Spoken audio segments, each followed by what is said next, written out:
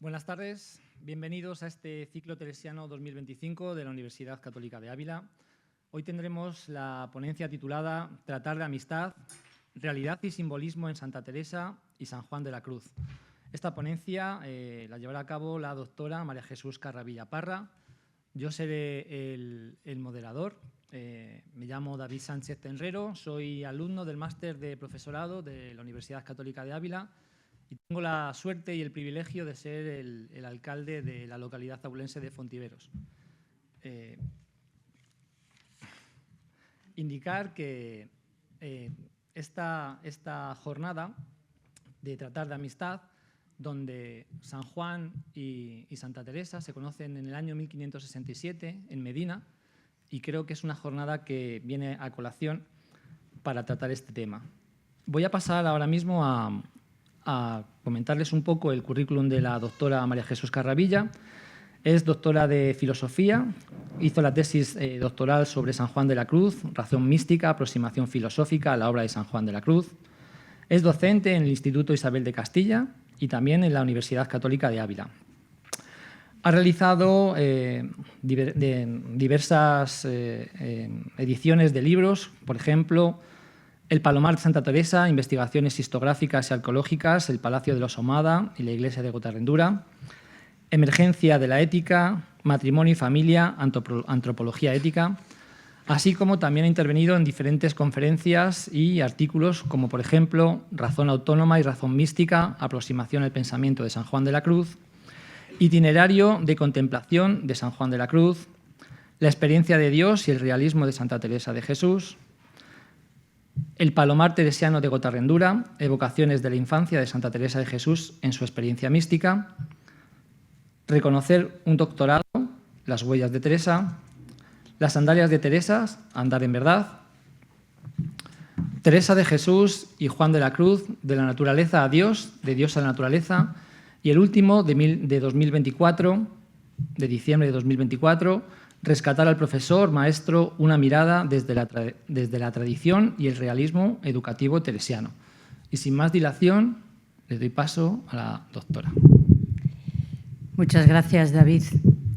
Tenemos aquí al alcalde de Fontiveros, que ya me ha escuchado en alguna otra ocasión.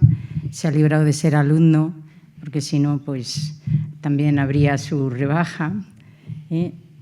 Bien, tratar de amistad es el título general del ciclo de este año. Tratar de amistad, la aventura del deseo de Dios según Santa Teresa.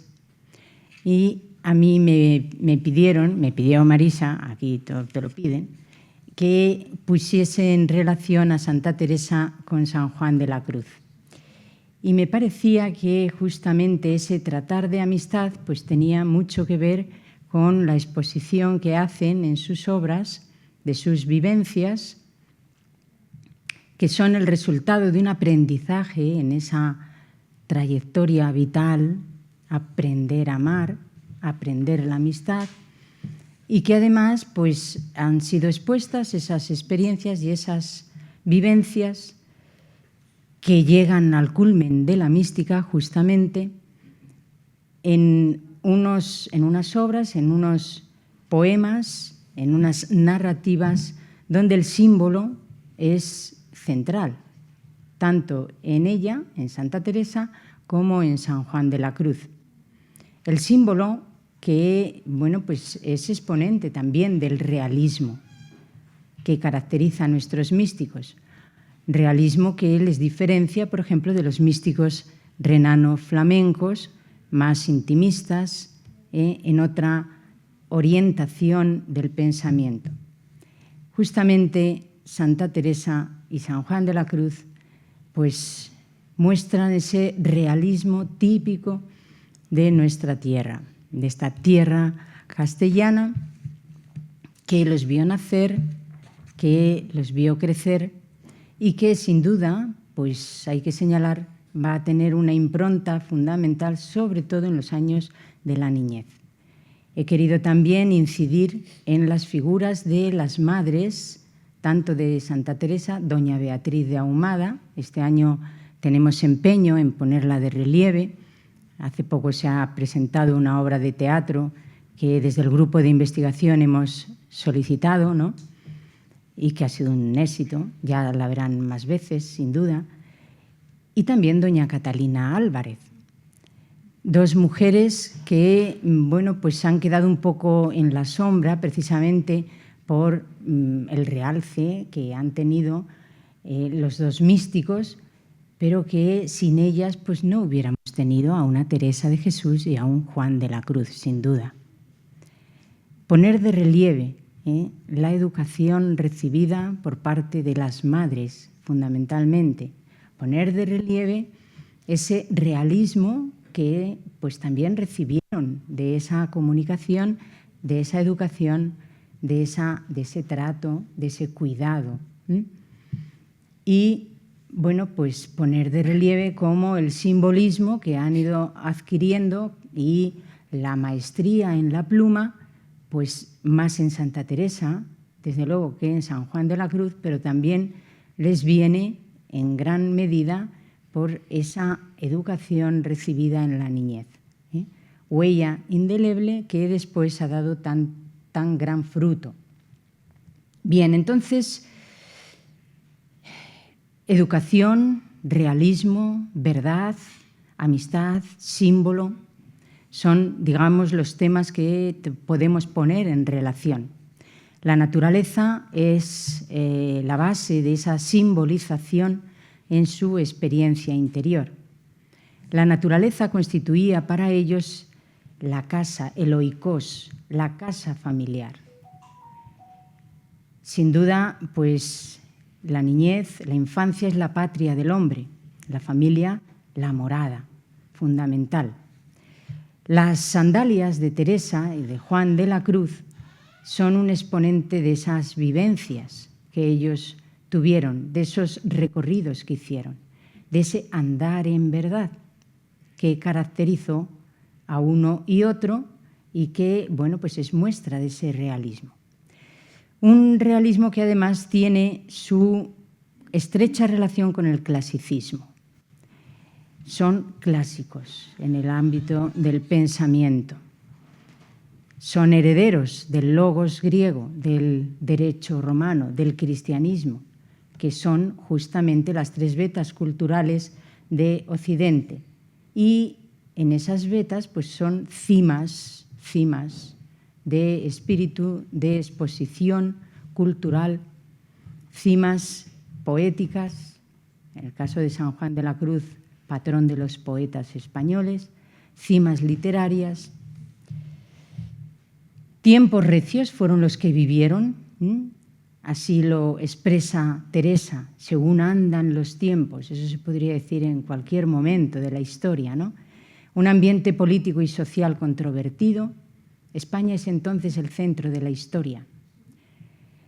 Isabel la Católica, la reina gobernadora, como tantas veces hemos oído, tenemos aquí a Carmen Gómez, me da vergüenza hablar de la reina delante de ella, que es una experta, pero tantos otros, promotora de las letras y las artes, impulsora del descubrimiento de América, pero sobre todo autoridad moral y por ello autoridad política.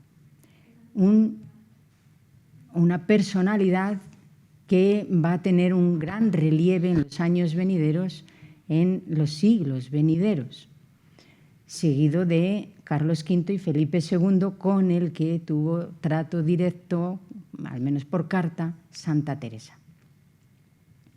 Bueno, culturalmente es el momento de ese renacimiento, humanismo, emerge el hombre, Leonardo da Vinci, Miguel Ángel, la figura humana es el centro, el humanismo, Santa Teresa es exponente de ese humanismo. Ambiente cultural que se renueva, es la cultura clásica, lo que renace. Un siglo de oro para España. Los místicos castellanos son hijos de su tiempo y llegan, como hemos dicho antes, a esa cima en el ámbito de las artes, de la cultura. En el ámbito del arte, pues aquí vemos tres exponentes, Velázquez, Murillo, el Greco, qué momentos, ¿no? Pero el Escorial, la Universidad de Salamanca, de Alcalá, Nebrija, Cervantes, descubrimiento de América, destino de algunos de los hermanos, de casi todos, los hermanos de la Santa. Un momento histórico, como decíamos, en que España es el centro del mundo. Pero también hay luces y sombras, época turbulenta en el marco religioso, la Reforma protestante, de lo cual se hará eco la Santa en sus obras, y también San Juan de la Cruz. Concilio de Trento.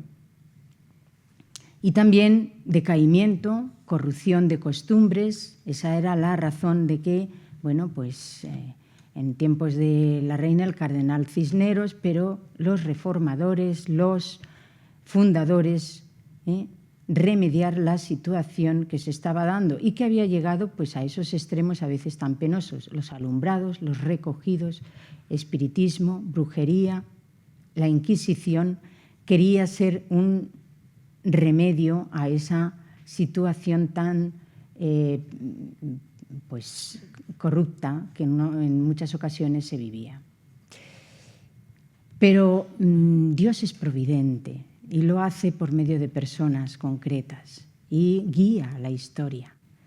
Estas figuras que aquí vemos son el exponente de esa providencia, ímpetus de reforma, pero desde abajo, desde las propias órdenes religiosas. Ignacio de Loyola, Pedro de Alcántara, Juan de Ávila y los nuestros místicos abulenses, Teresa de Jesús y Juan de la Cruz. Reformadores, cumbres de la espiritualidad, tierras místicas, pongo ahí por excelencia, ¿no? En poco espacio se dan las dos más grandes figuras de la mística cristiana mundial. Buena incipiente modernidad, ese viraje al humanismo lleva consigo también ese subjetivismo, ese antropocentrismo, la razón, la ciencia, el Estado, empiezan la libertad, empiezan a emerger, ¿no? Empiezan. Será luego, después ya en plena modernidad, cuando resalten. Nuestros místicos, una misma espiritualidad, realismo, pero muy distintos en las formas. Teresa, realismo moderno. Empieza a considerar la intimidad, considerar la oración, la humanidad de Cristo como el referente de la relación con Dios. Eso era nuevo, extraño, para las modalidades más teóricas, más teológicas, más formales a las que se estaba acostumbrado. Juan de la Cruz es el simbolismo hecho carne, podríamos decir. Es el exponente de la razón poética, pero razón, no es un emotivismo barato, vamos a decir así, una sensibilidad exquisita dentro de un realismo. La propia experiencia como el principio de toda especulación, ya sea teológica o racional o psicológica, o simplemente para andar por casa, no escindidos de esos ámbitos de reflexión. No fue fácil de asumir, no lo fue en una época de formalismos teológicos y espiritualistas, de pensamiento deductivo desde principios teóricos, típico de la escolástica. Sobre todo no es asumible en la condición de mujer, para Teresa, y por ello en todo sospechosa, que decía ella. Fijémonos en aquel momento que despunta esta mujer y muestra su experiencia interior.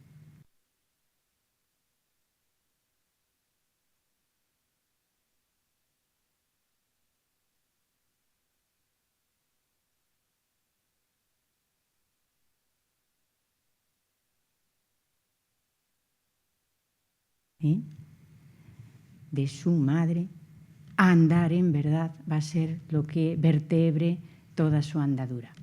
Parten de un aprendizaje humano del amor, tratar de amistad.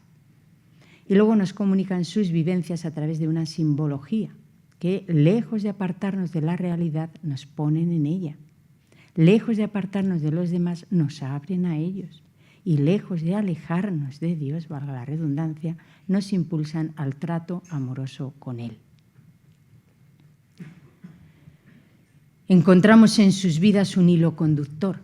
Todas las fotos son de los entornos, bueno, todas no, porque luego voy a poner también algo de Granada, me lo permitirá el alcalde de Fontivero, ¿verdad?, en relación a San Juan de la Cruz, pero todas estas son de Ávila, de los entornos abulenses, cercanos a Gredos.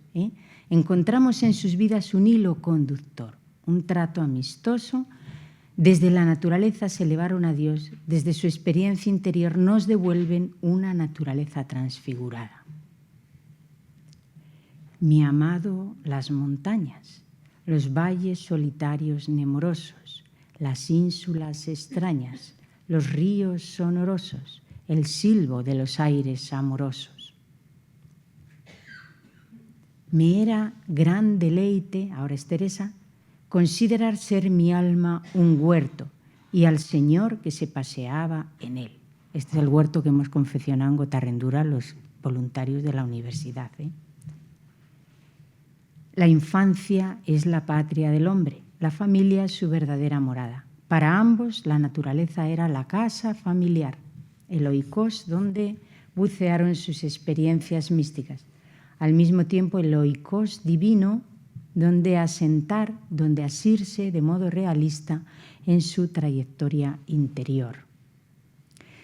Teresa de Jesús, amistad, simbolismo, realismo, la verdad de cuando niña, que va a mantenerse como columna firme, segura, en medio de todos los avatares que la tocó vivir. La mística fundadora, la andariega, la primera doctora de la Iglesia, mujer singular entre las mujeres de su tiempo, una espiritualidad intimista y al mismo tiempo realista. El teníanme gran amor lo repite continuamente en sus obras. Lo dice de sus hermanos, de su familia, lo dice de las compañeras de colegialas en el monasterio de Gracia, lo dice después de las monjas de la Encarnación. Teníanme gran amor, el trato amistoso que no tiene contradicción con ese camino de la verdad, todo lo contrario. Esos son los cimientos del realismo de Teresa. En Ávila, la casa de los Cepeda, y esta es la espadaña del Carmen, que va a orientar de alguna manera, pues, va a presidir todo el lienzo de la muralla. El Carmen en Ávila es una idiosincrasia común, no puede considerarse Ávila sin el Carmen, y sin Teresa y San Juan de la Cruz. Ávila habla de castillo interior y fortaleza. Va a ser el símbolo por antonomasia de Teresa, la obra cumbre de su obra. Esa atalaya desde donde se ven verdades, eso es Ávila en el fondo, eso es la muralla, eso es el castillo, pero eso es Jesucristo. Ella está refiriéndose precisamente al Señor. Entonces todo le va a servir para que la amistad con Dios vaya cuajando, vaya moldeando su vida. En Gotarrendura, la finca Palacio de los Ahumada, a 26 kilómetros de Ávila, era el pueblo, la zona rural de la Santa. La reliquia que se conserva es el palomar, como ya saben ustedes. Lugar emblemático, los palomarcitos, dirá después. Está continuamente refiriendo las vivencias de la infancia. La tierra que fructifica en vida, que se da en simbiosis vital, que se deriva y se nutre de la vida y nutre la vida. Pastizales, cereales, arboledas, frutales, ríos y flores, y pájaros, y palomas, y enjambres de abejas, y nidos de gorriones, y el gusano que se transforma en mariposa. Son todas imágenes que usa la Santa. y que son el rescoldo de sus vivencias de infancia. Significativo que sus padres se casasen en Gotarrendura. Don Alonso de Cepeda, doña Beatriz de Ahumada, ricamente vestida, ella, de oro y seda, comieron gallinas de la boda, se ve en los documentales. Según la tradición, pasarían los inviernos más fríos en Gotarrendura y los veranos en Ávila. Allí la casa de los Cepeda, de don Alonso. Era mi padre hombre de mucha caridad, muy honesto en gran manera. Mi madre también tenía muchas virtudes y pasó la vida con grandes enfermedades, grandísima honestidad, muy apacible y de harto entendimiento. Fueron grandes los trabajos que pasaron el tiempo que vivió. Teresa heredará las virtudes de doña Beatriz de Ahumada. Lleva su impronta, su apellido familiar. Esta es una pintura del Greco, como reconocerán, pero es un pintor de la época. Aficionada a la lectura, muy aficionada a la lectura, cuánto se lo tenemos que agradecer. Por entonces la moda eran los libros de caballería. Esas lecturas, dice Teresa, no le hacían perder su labor y que por ventura lo hacía para no pensar en grandes trabajos que tenía y ocupar sus hijos que no anduviesen en otras cosas perdidos. De ella recibe esa educación esmerada, de ahí sus lecturas, empieza a afianzarse ese camino de la verdad, la realidad que se impone. Mis hermanos, ninguna cosa me desayudaban a servir a Dios. A todos tenía gran amor y ellos a mí. Uno. Con lo que tiene de significado la palabra hogar. Y paréceme que nos daba el Señor ánimo en tan tierna edad. Como veía los martirios que por Dios las santas pasaban, juntábame con mi hermano a tratar qué medio habría para esto. Teresa lee y entonces quiere imitar lo que lee. Para ella no es imaginación, no, son datos reales y entonces ella quiere hacer lo mismo. Se van a tierra de moros. Un episodio significativo, reproducido de 1000 maneras. Un hogar, entonces, feliz,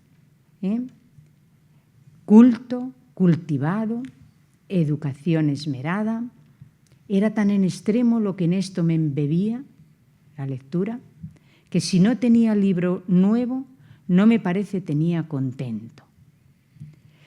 Iría a la iglesia del pueblo con su madre y su abuela y asimilaría las primeras devociones de su mano.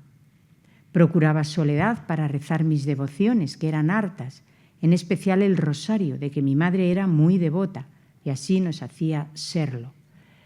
Los rezos eran también un diálogo amistoso. Iba aprendiendo el trato amistoso entre los hombres y espontáneamente ese trato de amistad con Dios, con la Virgen. Doña Beatriz muere en Gotarrendura en 1528 a los 33 años. Para siempre, siempre. Allí sería el aprendizaje fundamental de Teresa. Vislumbraba que el tiempo no es otra cosa que la espera de Dios que mendiga nuestro amor. Es una cita de Tomás Morales. Murió muy cristianamente. La llevaron a enterrar a Ávila como era su deseo. Como yo comencé a entender lo que había perdido, afligida fuime a una imagen de Nuestra Señora y supliquéla fuese mi madre. Es la Virgen de la Caridad que sale en las procesiones. Bien, pierde su madre y aquí pues Teresa, una joven atractiva, cultivada, leída, comienza a traer galas. Era aficionada a libros de caballería. Tenía primos hermanos, algunos eran casi de mi edad, andábamos siempre juntos. Teníanme gran amor, de nuevo. Era el trato con quien por vía de casamiento me parecía podía acabar en bien. Pero joven, adolescente, sin madre, don Alonso dice, vamos a prevenir situaciones y la lleva a Nuestra Señora de Gracia, que era una especie de internado para educar a niñas bien del lugar. Allí encuentra a María de Briceño.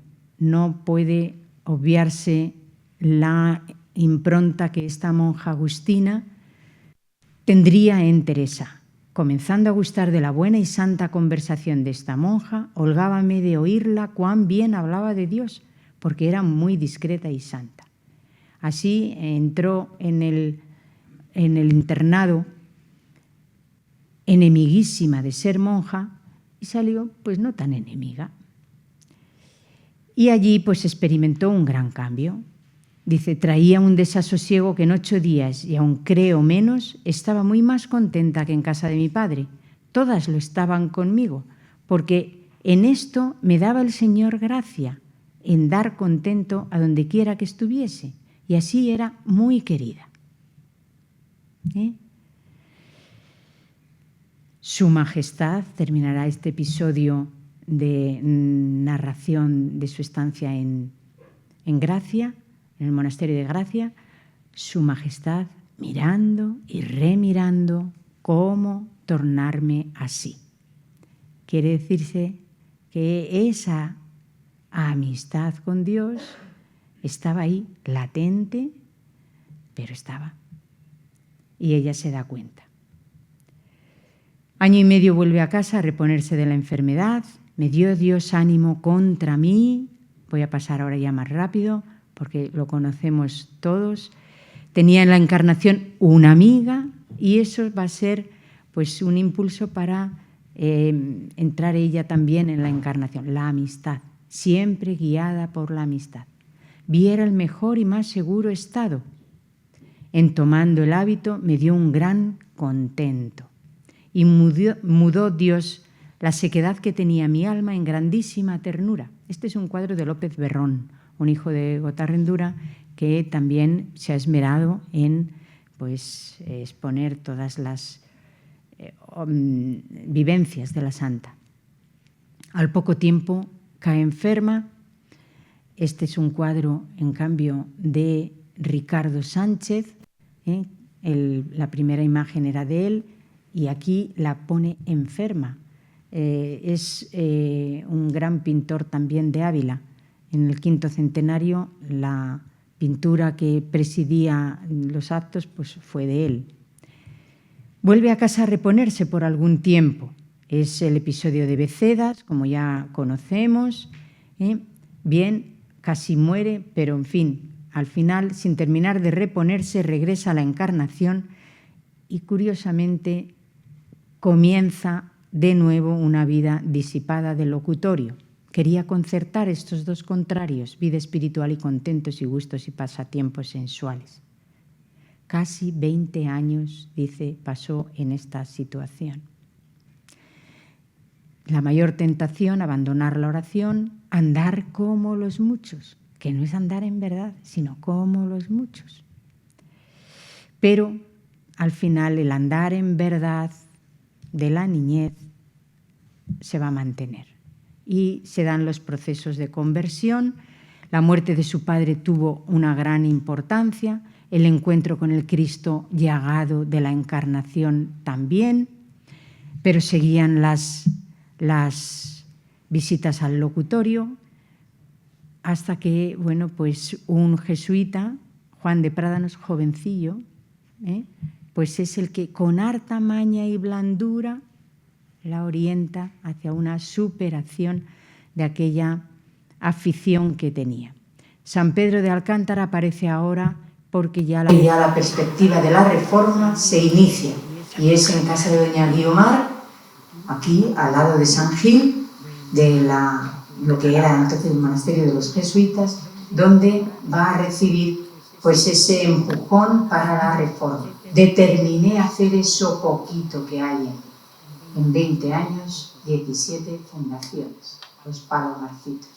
San José, en la primera, una estrella que dará de sí gran resplandor. Otro cuadro de López Berrón. Grandes mujeres, grandes amigas, santas carmelitas la acompañarán en la epopeya de las fundaciones.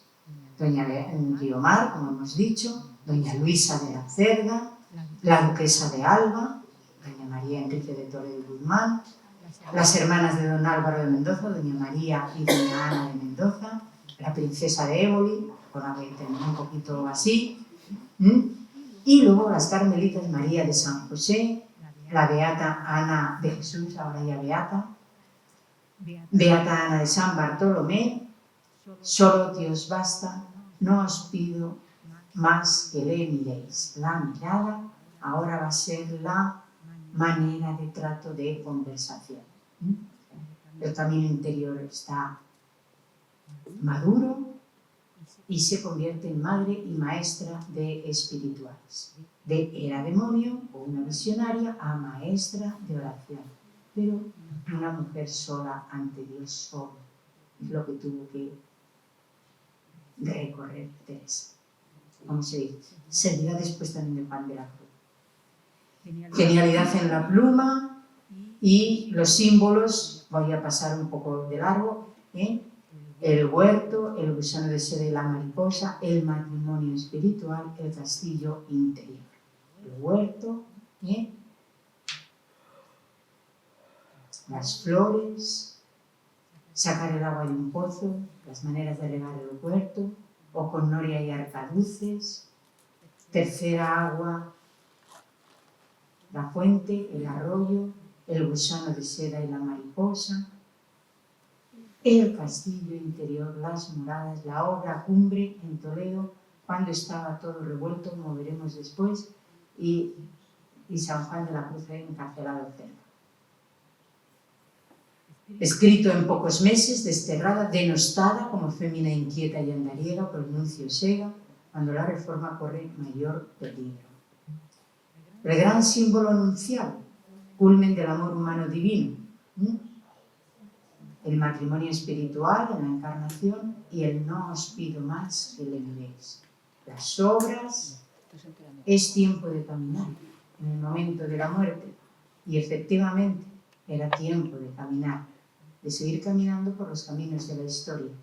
A lo largo de la historia caminaron junto a Teresa, Teresa de Isabel de la Trinidad, Santa Teresa Benedicta de la Cruz, Santa Teresa de los Andes, Maravillas de Jesús, al final doctora, el genio de Teresa, y aquí sus fisonomías, su alma mística. De Juan de la Cruz vamos a decir algunas pinceladas en torno a lo específico. Fontiveros, allí todo el pueblo pues vibra por Juan de la Cruz, tiene su plaza y su calle, su imagen, aquí la laguna donde cuentan los episodios de la niñez, pero cielo intenso, parajes inigualables, tierras de castillo. ¿De dónde va a sacar él las imágenes para el cántico, la noche, la fuente, el pastorcito? Sí, guapo. El Cristo de la iglesia parroquial, con posteridad Juan de la Cruz, sus padres, Gonzalo de Yepes y Catalina Álvarez, tejedores. Emigran a Fontiveros al casarse contra la voluntad de la familia. Se pregunta el padre Freni y Ortega Stigin si sería por tema de consanguinidad, porque Catalina Álvarez es un enigma en la historia, para los historiadores. Debía ser una mujer especial, de gran virtud y valía, personal, discreta, sensible y fuerte al mismo tiempo. Tal debía ser que Gonzalo se jugó el tipo por ella, apartándose del resto de la familia y apostando por ella y su familia. Tiene 3 hijos, Francisco, Luis y Juan. Tal impronta debió dejar en ellos que en las páginas más dulces de Juan parecen guardar el cariño de la madre. La va Dios criando en espíritu y regalando al alma, al modo que la amorosa madre hace al niño tierno, al cual al calor de sus pechos le calienta y con leche sabrosa y manjar dulce y blando le cría y en sus brazos le trae y regala. Eran pobres, pasan necesidad. El padre muere, ahí está la tumba de Gonzalo de Yepes y de Luis a los pocos años. Catalina se acuerda de los parientes toledanos y empieza el éxodo hacia allá, hacia Yepes, Torrijos. No encuentra eco en sus, pero no en todos los parientes, pero Juan de Yepes, el médico de Gálvez, parece que sí. Recoge a Francisco, pero por poco tiempo. Al poco, la madre intuye que no está su hijo muy bien. Qué intuición la de las madres. Y va por él, vuelve a por él, y efectivamente. Vuelven a Fontiveros, lagunas, lavajos y torrenteras, cerrados. La sábana descansa sobre el pueblo y el campo, los árboles acrisolados por el rigor de la noche, grajos y gorriones solitarios y pensativos con el pico al cierzo. Una larga fila de hombrecillos y mujeres flacas, niños muy serios y quietecitos a la puerta del hospital de San Cebrián del pueblo. Llevan un cuchillo de barro en las manos, un pañizuelo sobre él, y otra fila de otros hombres, mujeres y niños salen ligeros de allí a buscar pan. O también los más viejos, llevando su puchero junto al pecho y la otra mano sobre el pañizuelo que tapa al pucherito, como los curas llevan el viático. Pero luego todos aceleran su paso, apenas se entreven sus casitas de adobe para socorrer el hambre de los que esperan allí dentro, y que era algo todavía, y se queda algo todavía el suyo. Y luego la Catalina buscó hierbas en las yertas punetas del camino junto al que vivía. Contó hasta 20 garbanzos a cada hijo y le echó todo en el caldo que en el hospital le habían dado. Y luego se quedaban sin amparos, qué sé yo.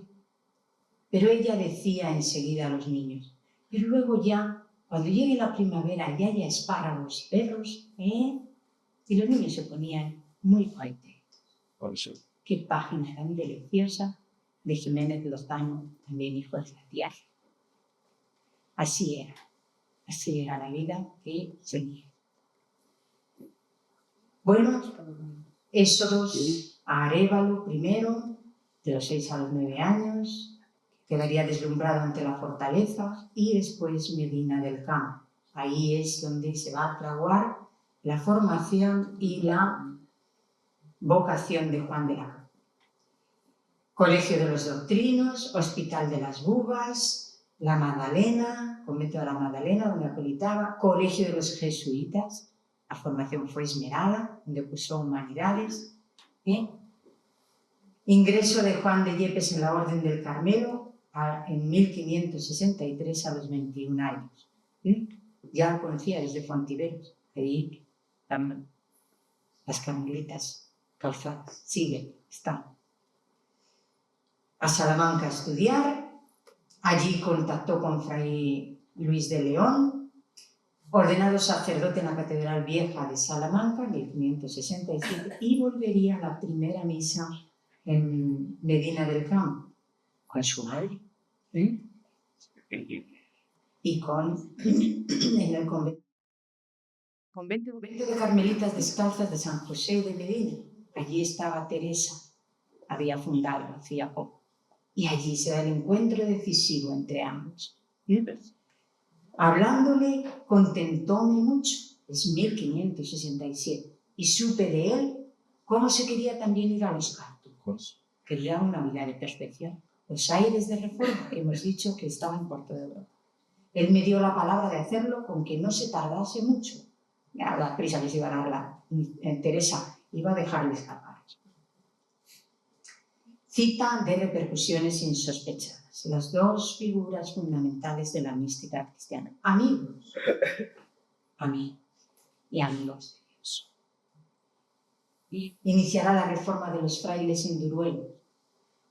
Parajes singulares, solitarios. Es la ilusión de Juan de la Cruz hecha realidad durante 1 año y medio, que allí morará. Luego Pastrana, maestro consumado. Luego, pues Alcalá de Henares, rector del colegio. Después, confesor en Ávila, allí es donde va a estar más tiempo. Granada y Ávila van a ser los dos lugares de mayor estancia. 1572-77. La santa le llamó para que fuese confesor.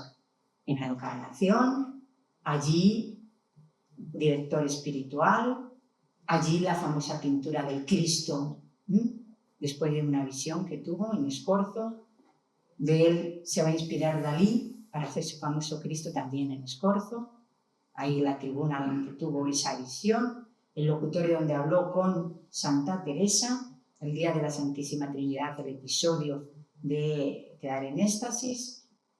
San José, primer monasterio de la Reforma, el otro lugar de encuentros, de huellas del santo. Allí la última vez que vio a Teresa, en 1581, que luego diremos tanto. 1000 gracias derramó en Ávila y sigue derramando. Pero también de allí salió encarcelado para Toledo. La noche del 2 de diciembre de 1577. Estuvo 9 meses en aquella ballena, dice él, que fue la cárcel del monasterio de los Calzados en Toledo.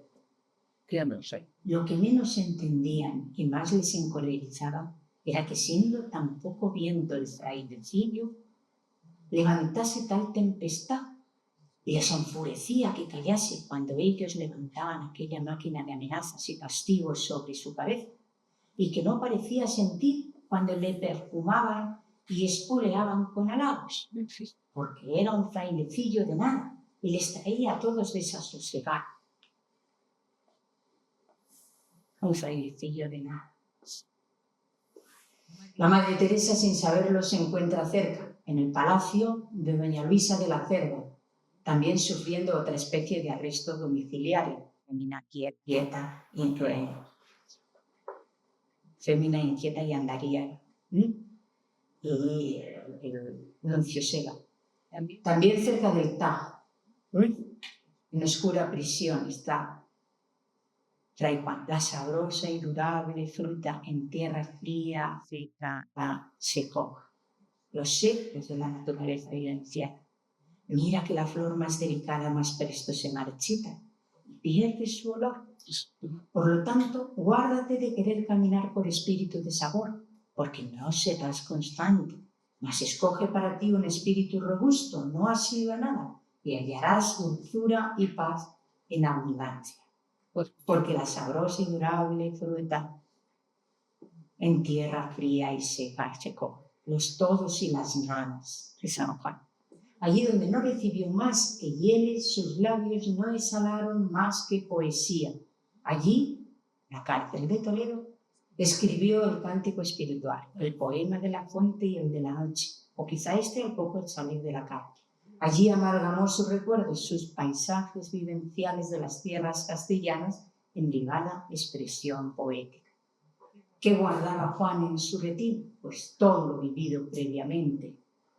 Mi amado, las montañas, la noche sosegada, en paz de los levantes de la aurora, la música callada, la soledad sonora, la cena que recrea y enamora. Oh cristalina fuente, si en esos tus semblantes plateados formases de repente los ojos deseados que tengo en mis entrañas dibujados, una naturaleza luminosa, transfigurada, donde la luz es sabia. Eso es lo que guardaba en su memoria. Eran los parajes vivenciados. Teresa sigue inquieta, escribe a Felipe II que pasa con Fray Juan y en extrema flaqueza le pide al prior que gustaría decir misa en la fiesta de Nuestra Señora. No en mis días, fue la contestación del prior. Decide escaparse porque ya ve que no hay otra solución. Se deja por los muros del convento.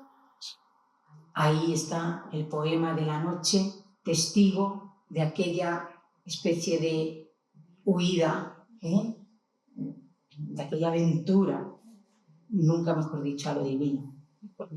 Oh noche que guiaste, oh noche amable más que la alborada, o noche que juntaste amado con amada, amada en el amado transformado. ¿Qué vivencias en cuánta oscuridad? El Toledo del Greco parece que es el símil pictórico de la noche oscura de San Juan de la Cruz, que escribiría inmediatamente después de salir de la cárcel. La llama de amor viva en representación pictórica del cretense. Todo fue el crisol de las experiencias vitales de Fray Juan. Traía el molde escolástico de Salamanca, pero brotó el símbolo poético, la savia desingladura mística. Se sitúa a gran distancia este símbolo del concepto intelectual. El genio creador del poeta transforma mágicamente los elementos materiales alumbrando símbolos únicos. Eulogio Pacho. Este es el posible retrato de Fray Juan de la Cruz de Juan Sánchez Cotán en el Museo de Santa Cruz de Toledo. Es un rescate que han hecho hace unos años y que Elisabeth Wilgensen, la investigadora en torno a la biografía de San Juan de la Cruz, ha puesto de relieve. El recorrido ahora por Andalucía voy a pasarlo más rápido. Almodóvar, Beas, Montecillo, Monte de la Perfección, el monte.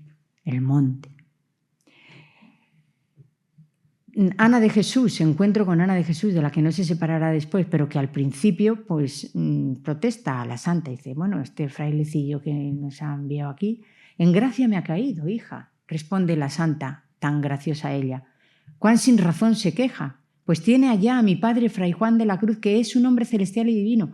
Pues yo le digo a mi hija que después que se fue allá, no he hallado en toda Castilla otro como él, ni que tanto fervor en el camino del cielo. Ya no se separarán más. Y además será la seguidora fiel que llevará después el Carmelo, como ya se sabe, a Europa. San Bartolomé. En París, Bélgica. 1580. Muere su madre, Catalina. No tiene el consuelo que tuvo Teresa de estar a los pies de la muerte de su madre. Todo en San Juan es tan duro, tan duro. El hijo estaba lejos. Será enterrada en el convento de las Carmelitas Descalza. La madre Teresa sabía lo que era Catalina.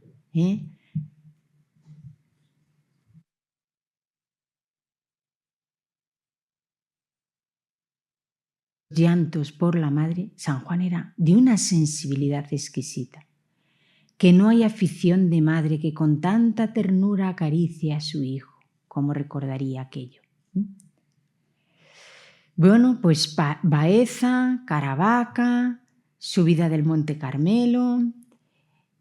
¿Qué hombre tan profundo es este? Comentario de los doctores en Baeza. Era todo su aspecto grave, apacible y sobremanera modesto. Movía a venerarle y amarle juntamente. Desterrado estoy yo y solo por acá, diría respecto de Ávila, respecto de su contacto con Teresa. En noviembre de 1581 puede venir y es la última vez que ve a Teresa en San José. Escribirá después, consuélese conmigo que más desterrado estoy yo y solo por acá. Bien, funda Granada con Ana de Jesús y después los mártires de Granada, recibe la noticia de la muerte de la Madre Teresa en 1582 y del 82 al 88 pues ya es en los mártires de Granada. Lo que Toledo es al poeta, Granada es al escritor. Allí, su vida, noche, tratado sin concluir, no le iba. En cambio, Cántico y Llama, comentarios al hilo del verso, eso sí que los concluye. Era primero poeta. De la etapa de Granada fueron los últimos poemas. El pastorcito, Llama de amor viva. Un pastorcito solo está penado. ajeno de placer y de contento, y en su pastor ha puesto el pensamiento, el pecho del amor muy lastimado. Oh llama de amor viva que tiernamente hieres de mi alma en el más profundo centro. Símbolos, símbolos, símbolos, cargados de significado. En Granada construyó un acueducto, era al mismo tiempo pues, experto en estas tareas. Bien, llevó la primera redacción del cántico, como ya hemos señalado, y ya por los caminos de España va incluso a Lisboa. Fue enemigo de que los superiores y religiosos y más reformadores mandasen con imperio, y así repetía que ninguna cosa muestra a uno ser indigno de mandar como mandar con imperio. Antes han de procurar que los súbditos nunca salgan de su presencia tristes. Decía del vicio de la ambición, que en gente reformada es casi incurable, por ser el vicio más ambicionero de todos. ¿Qué están mostrando estas expresiones? Pues que en la Reforma, en los propios carmelitas reformados, había ya un enrarecimiento, y lo va a pagar él. Segovia, el fruto granado de San Juan, las huellas últimas de su etapa del peregrino, de presidente de prior a olvidado y desterrado. Allí vestigios de su presencia, muchas veces le veía ir a su celda por el camino Pino. Capilla del Cristo que le habló, ¿qué quieres que te conceda? Trabajos que padecer por vos y ser tenido en poco. Pues claro que se lo regaló. Pronto se cumplirán sus deseos, va a ir así. Dios es como la fuente hasta Úbeda, que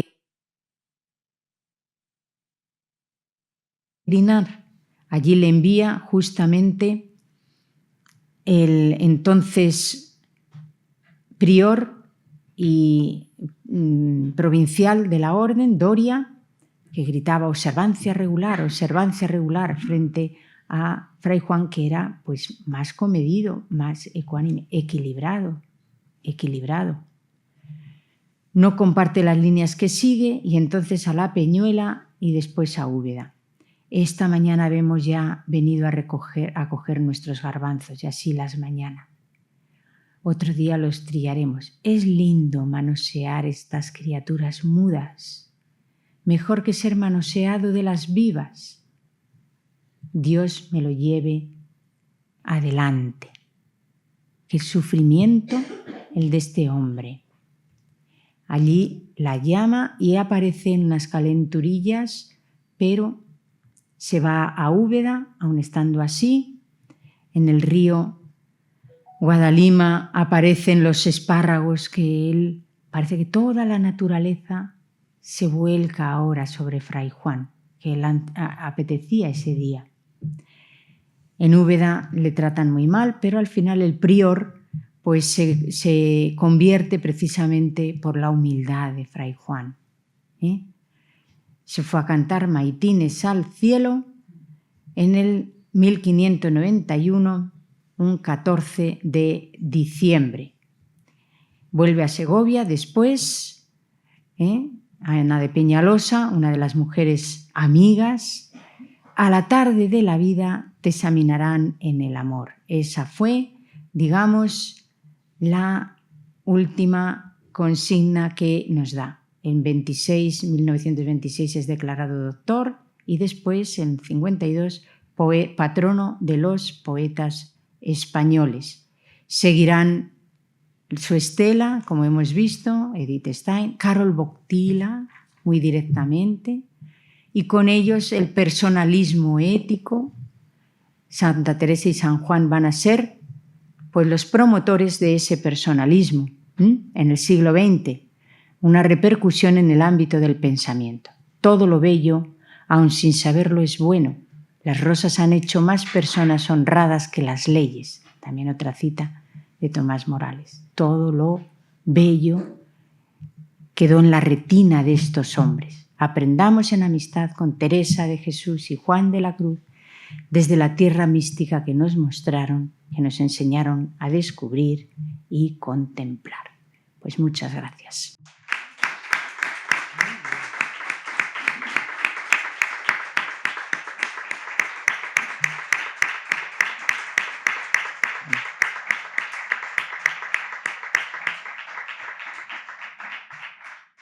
Bueno, pues a modo de resumen, dime si me equivoco, por favor. Lo primero, ha sido una maravilla, con tu voz pausada, delicada, sabiendo de lo que se habla. Yo creo que esta casi hora que nos ha tenido aquí de jornada ha sido algo maravilloso.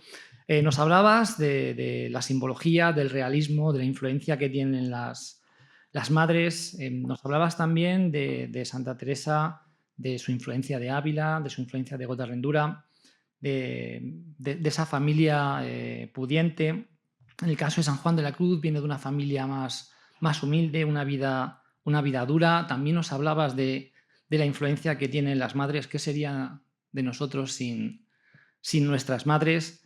En el caso de Santa Teresa, buscaba la verdad a través de Dios y había una frase que decía solo Dios basta. En el caso de San Juan, buscaba esa perfección a través del amor a Dios. Oh llama de amor viva, que tiernamente hieres en mi alma en lo más profundo centro. Y me gusta mucho esa frase que dice: al atardecer de la vida me examinarán en el amor. Yo creo que esto es un poco una síntesis de esta ponencia. Espero que les haya gustado. Y antes de terminar, y antes para continuar, me gustaría, si alguien tiene alguna pregunta, por favor, María Jesús está aquí para contestarles. Por favor. Si no las tenéis, yo sí que las tengo. Yo aún así también, María Jesús, muchas gracias porque, bueno, da gusto oírte eso porque sabes tanto de Santa Teresa como de San Juan de la Cruz. A mí me interesaría saber si hay algún elemento pues, más similar tanto de la poesía o de los escritos místicos entre Santa Teresa y San Juan de la Cruz que tú quisieras destacar aquí hoy esta tarde, porque eso de Santa Teresa sí que es verdad que nos has traído pues, muchas citas a colación de la vida, de Moradas o Castillo Interior, y también de San Juan de la Cruz, de la poesía. Yo, por ejemplo, a San Juan de la Cruz no lo he leído tanto, ¿no? O sea, como, ¿cuáles son los elementos fundamentales así en los que reflejan su vivencia mística que tú puedas decir, pues mira, aquí hay más paralelismos, ¿no? Que yo creo que eso lo estudiamos a veces aquí en la escuela, en primaria, y luego ya, pues sí, nos quedamos con la idea difusa más que concreta. Gracias. Bueno, pues yo creo que tanto uno como otro hicieron un itinerario de amistad con Dios. Empezó ese itinerario en la amistad con los hombres, iba a decir el enamoramiento, también de todo el espectáculo que iban viendo. Tenían ojos para mirar, pero tenían corazón para amar. Y entonces las dos cosas se aunaban tanto cuando abrían los ojos y contemplaban la naturaleza, y de ahí empezaba ese diálogo, toda amistad es un diálogo amoroso, empezaba ese diálogo con los hombres, pero inmediatamente con Dios. Y esa relación interna, dialogal, pues van explicitándola después en sus obras, van mostrando ese itinerario, es un camino que muestran, el camino tiene mucha importancia, y que es pues en camino de oración, camino interior, camino de relación con Dios, pero camino que tiene su referente en los hombres. ¿Qué hombre tan profundo es este? Este hombre santo, ¿de dónde viene? Se preguntaban en Baeza o en las alquerías cuando veían a Juan de la Cruz. Pero con Teresa lo mismo. Hay una anécdota cuando pasó en Madrid a las Descalzas Reales, pues estaban expectantes porque tenía ya fama de santidad. Y la priora comenta, pues es que qué mujer más normal, qué simplicidad y qué sencillez en el trato. La santidad consiste en amar a Dios y al prójimo de la manera más auténtica, andar en verdad. Y ese fue un aprendizaje. Y luego pues lo muestran de San Juan de la Cruz, me he acordado de ponerlo y me acordaba justamente al final una de las frases más bellas que me parece a mí, donde no hay amor, ponga amor y sacará amor. ¿De dónde pone ese amor? Pues de esas vivencias que iba él teniendo.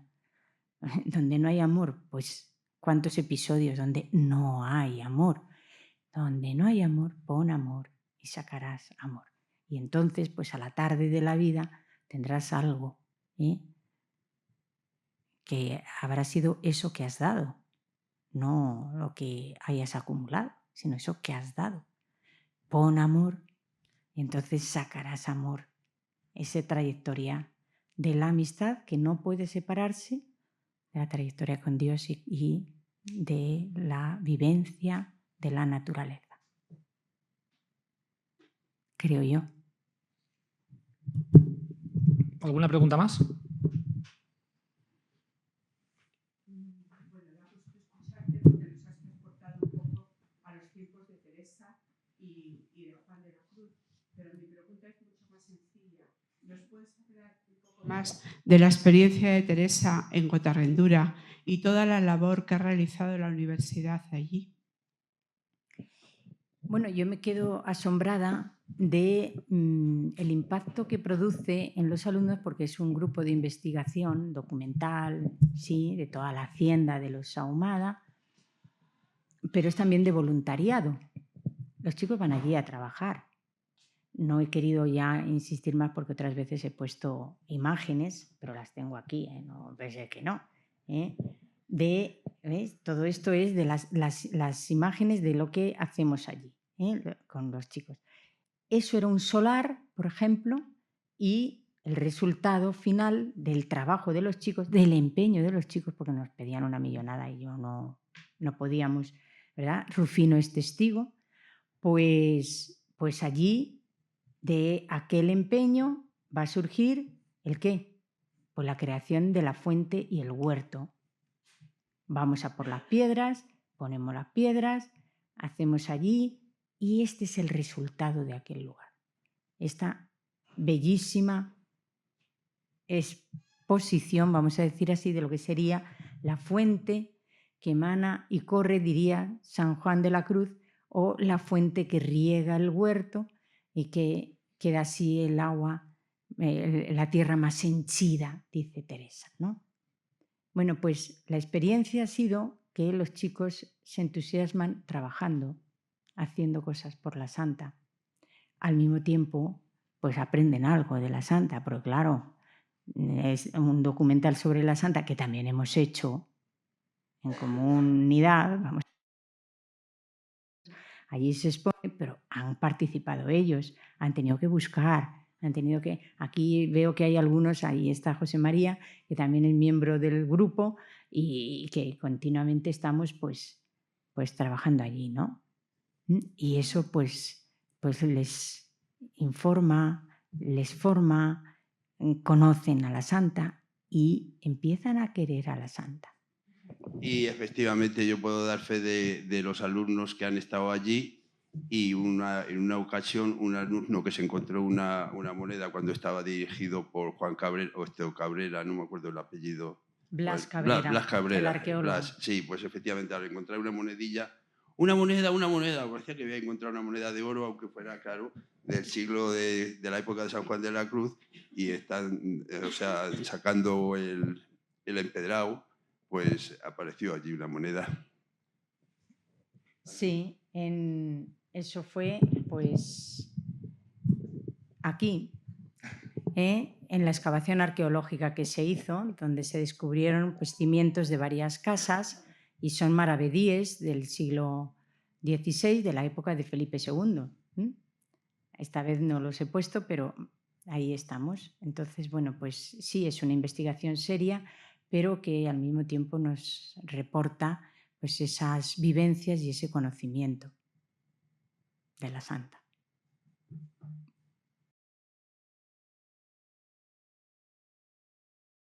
¿Alguna otra cuestión? Bueno, pues yo sí te voy a hacer una. Así te voy a poner en un pequeño aprieto, Venga. pero algo sencillo. Bueno, en 1567 Teresa conoce a Juan en Medina, le da un año para que se piense que se una a ella a la Reforma. En 1568 se va Juan a Duruelo, aparece por allí Teresa y le ven unas condiciones durísimas de ascetismo, de sencillez, de pobreza extrema y se asusta un poco. Entonces mi pregunta es, según tu criterio, según tu opinión, ¿quién influye más? ¿Juan en Teresa? ¿Teresa en Juan? ¿Es más amistad? ¿Es más un trato como si fuera hermanos? No sé, es un pequeño aprieto, a ver qué nos comentas.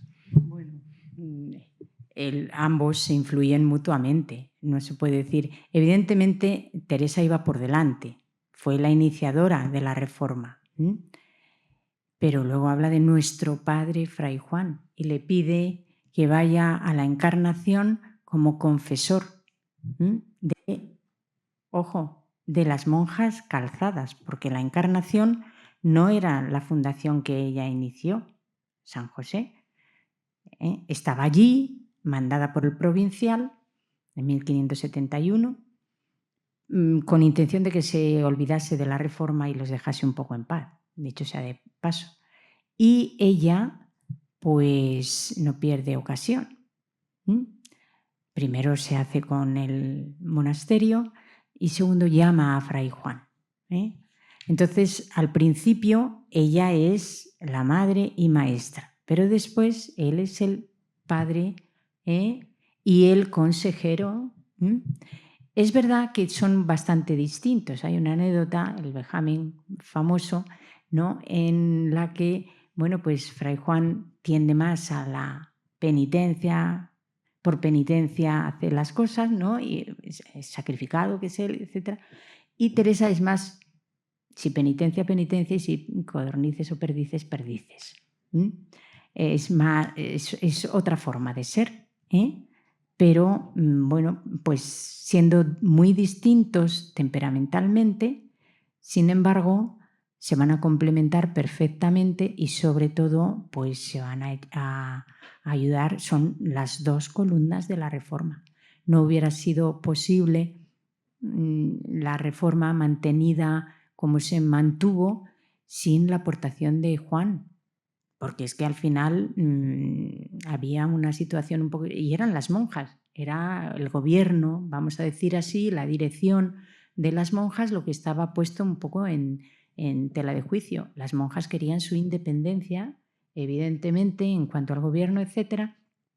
Y Fray Juan apoyaba eso. Y eso no era la orientación general que se seguía por Doria y en la orden. Entonces, pues fuera, sufrió en su propia carne la fidelidad, cuando ya Teresa faltó, a la Reforma. Y evidentemente, pues hoy hay que decir que si no hubiera sido por esta aportación de Fray Juan, posiblemente pues la Reforma no hubiera cuajado como cuajó.